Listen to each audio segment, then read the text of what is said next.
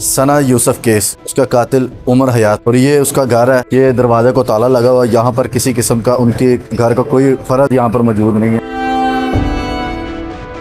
लगता तो नहीं था वो ऐसा, बल्कि लगने वाली क्या बात है, वो ऐसा है ही नहीं था। किसी के साथ बदतमीज़ी, लड़ाई या इस तरह की कोई बात कभी सामने नहीं आई कि उसने किसी के साथ मिसबिहेव किया हो या लड़ाई की हो या तंग किया हो। जॉब स्टडी कुछ नहीं करता था। उसके वालिद साहब जो हैं वो जॉब वगैरह करते हैं, तो वो घर में रहता था।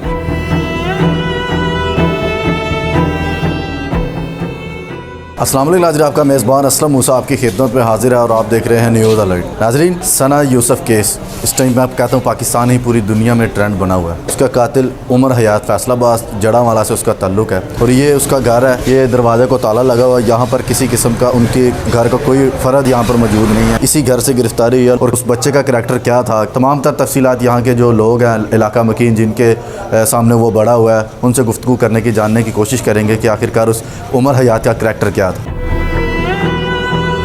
हमारे साथ हम उमर हयात के घर मौजूद हैं। ये अकम में उनके उमर हयात का घर है और यही साथ उनके हमसायों का घर है। ये साथ वाला बिल्कुल घर। आपको पता है रिलेटिव से ज़्यादा हमसाये के ज़्यादा हुकूक और हमसायों को ज़्यादा पता हो कि इंसान किस करैक्टर की और किस तबीयत का इंसान। शाहजेब, ये बताएं कि ये आपका मोहल्लेदार आप कब से जानते हैं? बचपन से जानते हैं। क्या समझती हैं कि ये जो उमर हयात ने काम किया, इतनी दीदा दिलेरी से इस्लामाबाद जाना, साथ गन पिस्टल, क्या समझते हैं? यार लगता तो नहीं था वो ऐसा, बल्कि लगने वाली क्या बात है, वो ऐसा है ही नहीं था।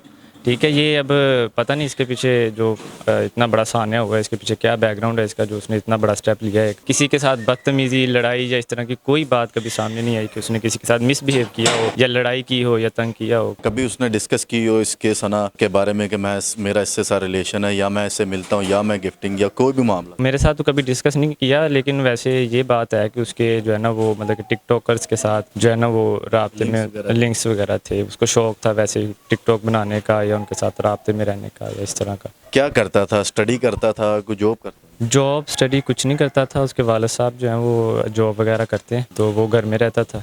क्या उनके वालिद क्या करते? फैसलाबाद में कुछ जॉब करते हैं। वो वैसे तो सरकारी मुलाजम थे, अब वो रिटायर्ड हो चुके हैं, तो फैसलाबाद में कुछ जॉब वगैरह करते हैं। तो घर में वो अकेला ही होता है ज़्यादातर। उसके घर के अंदर कितने अफराद थे? इस घर में कितने? अभी तो ये ताला लगा के चले गए। ताला लगा के चले गए हैं। ये वैसे भी ना उसके वालिद होते हैं, वो होता है यानी सिर्फ दो हैं? दो हैं बस।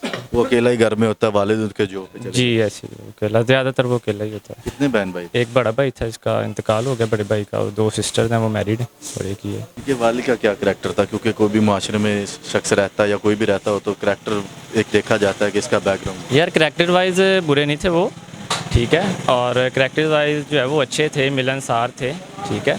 और सारी उम्र उन्होंने अपनी जो है वो जॉब वगैरह में, काम के सिलसिले में ही सारा गुजारा है। लेकिन एक करैक्टर होता है बंदे का कि मोहल्ले में उससे कुछ डरता हो या उसका एक रोब दबदबा हो, इस तरह की कोई बात ही नहीं है। वो बड़े मतलब कि नॉर्मल ठट्टे मिजाज के थे। ये ताला पुलिस की तरफ जानिब से लगाया गया या इनकी अपनी तरफ से लगाया? जब पुलिस यहाँ से वो चीज़ें वगैरह बरामद करके गई है या कुछ लेके गई है, तो वो खुला छोड़ के गए थे। अब उसके बाद जो है वो वारसों ने लगाया या किसने लगाया।